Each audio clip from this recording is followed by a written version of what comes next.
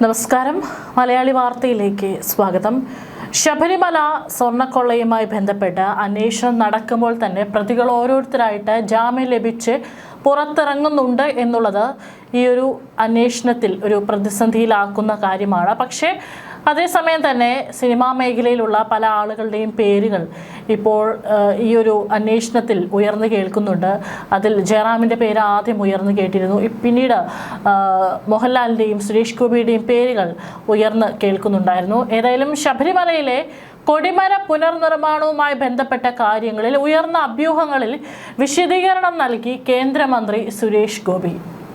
കൊടിമരത്തിലെ വാജി വാഹനത്തിൽ താൻ തന്നെയാണ് സ്വർണ്ണപ്പാളി ഒട്ടിച്ചതെന്നും അദ്ദേഹം വ്യക്തമാക്കിയിരിക്കുകയാണ്. അഷ്ടദിക്പാലക ശില്പങ്ങളിൽ തൻ്റെ മകൻ ഗോകുൽ സുരേഷും സംവിധായകൻ ഷാജി കൈലാസും തിരക്കഥാകൃത്ത് രഞ്ജി പണിക്കരും ചേർന്നാണ് സ്വർണം ഒട്ടിച്ചതെന്നും സുരേഷ് ഗോപി കൂട്ടിച്ചേർത്തു. ശബരിമലയിലെ കൊടിമര പുനർനിർമ്മാണത്തിന് സ്വർണം ഉൾപ്പെടെയുള്ള സംഭാവനകൾ നൽകിയവരുടെ വിവരങ്ങൾ വിജിലൻസ് കഴിഞ്ഞ ദിവസം ശേഖരിച്ചിരുന്നു. സിനിമാ സാംസ്കാരിക മേഖലയിലെ പ്രമുഖർ ഉൾപ്പെടെ 27 പേരുടെ വിവരങ്ങളാണ് വിജിലൻസ് തേടിയത്. ഇവരെ നേരിൽ കണ്ട് മൊഴിയെടുക്കാനാണ് നീക്കം.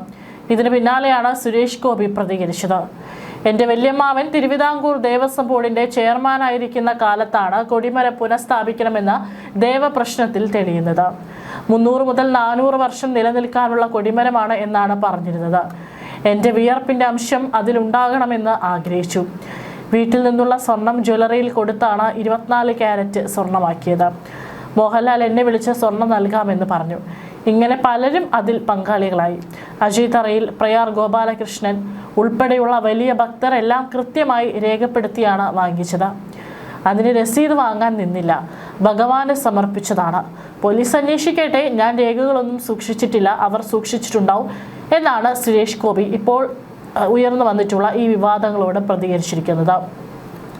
2017 നടന്ന കൊടിമര പുനർനിർമ്മാണവുമായി ബന്ധപ്പെട്ട് സ്വർണം സ്വീകരിച്ചതിൽ ഗുരുതരമായ ചട്ടലംഘനം നടന്നതായി നേരത്തെ ദേവസ്വം വിജിലൻസ് ഹൈക്കോടതിയിൽ റിപ്പോർട്ട് നൽകിയിരുന്നു.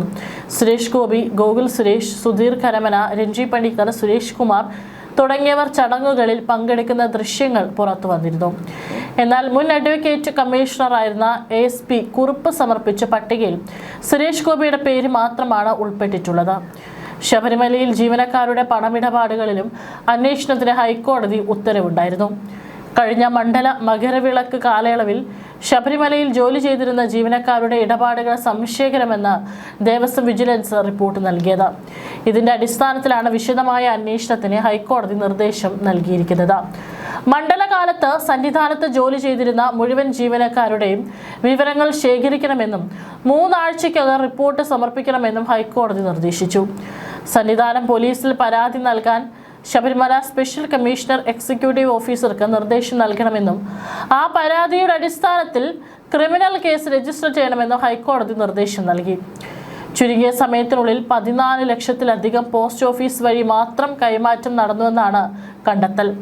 2 ജീവനക്കാർ 1 ലക്ഷത്തിലധികം രൂപയും മറ്റു 3 പേർ 25,000 രൂപയിലധികം അയച്ചു. ഇവരെ ചോദ്യം ചെയ്യാൻ വിളിപ്പിച്ചെങ്കിലും ഹാജരായില്ല. സ്ഥിരം താൽക്കാലിക ജീവനക്കാരും സംശയ നിഴലിലാണ്. സന്നിധാനത്തെ ബാങ്കുകളിലും പോസ്റ്റ് ഓഫീസുകളിലും നടന്ന എല്ലാ ഇടപാടുകളും പരിശോധിക്കാൻ നിർദ്ദേശം നൽകി. ശബരിമല സ്വർണ്ണക്കൊള്ളയിൽ തിരുവാഭരണ മുൻ കമ്മീഷണർ KS ബൈജുവിന് ജാമ്യം ലഭിച്ചിട്ടുണ്ട്. ഇന്ന് 90 ദിവസത്തെ റിമാൻഡ് പൂർത്തിയായതിന് പിന്നാലെ സമർപ്പിച്ച ഹർജിയിലാണ് കൊല്ലം വിജിലൻസ് കോടതി സ്വാഭാവിക ജാമ്യം നൽകിയത്. SIT കുറ്റപത്രം സമർപ്പിക്കാത്തതുകൂടി ചൂണ്ടിക്കാട്ടിയാണ് ജാമ്യം തേടിയത്. ജാമ്യം ലഭിച്ചെങ്കിലും KS ബൈജുവിന് പുറത്തിറങ്ങാനാകില്ല. ദ്വാരപാലക കേസിൽ റിമാൻഡിൽ തുടരും. ഈ മാസം 25-ന് ദ്വാരപാലകയിൽ സ്വാഭാവിക ജാമ്യ ഹർജി സമർപ്പിക്കും. സ്വർണ്ണക്കൊള്ളയിൽ ഇതുവരെ 5 പ്രതികൾ ജാമ്യം നേടി പുറത്തിറങ്ങി. 1-ാം പ്രതി ഉണ്ണികൃഷ്ണൻ പോറ്റിയും N വാസുവും ഉൾപ്പെടെ 4 പേർക്ക് സ്വാഭാവിക ജാമ്യമാണ് ലഭിച്ചത്. ദേവസ്വം ബോർഡ് മുൻ അംഗം KP ശങ്കരദാസിനെ 14 ദിവസത്തേക്ക് കൂടി റിമാൻഡ് ചെയ്തിട്ടുണ്ട്. ഏതായാലും ഓരോരുത്തരായിട്ട് ഇപ്പോൾ പുറത്തിറങ്ങുകയാണ്. ഇനി തന്ത്രി അടക്കം അകത്തുണ്ട്.